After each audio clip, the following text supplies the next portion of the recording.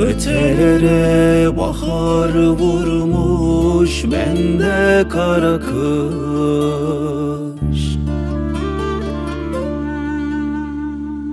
Eller murad almış gider, bir ben bahtsız.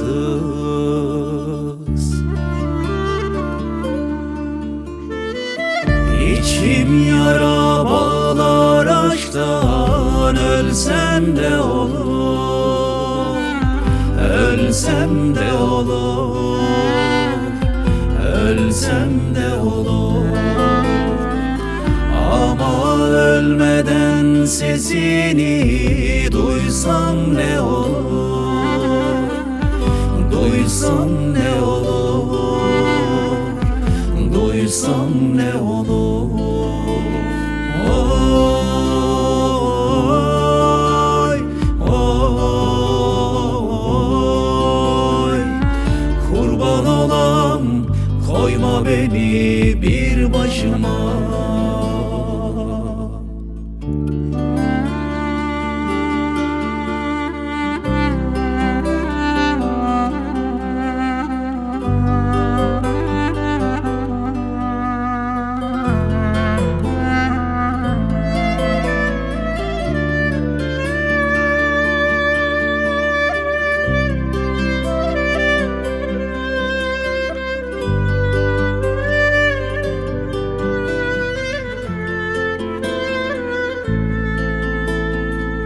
Kırda çiçek açmış oy oy, bende hazan.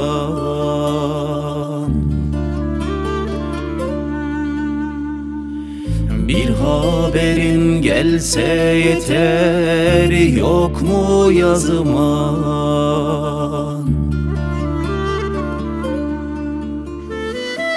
Dilim yara bağlar adınla, ölsem de olur, ölsem de olur, ölsem de olur. Ama ölmeden elimi tutsan ne olur,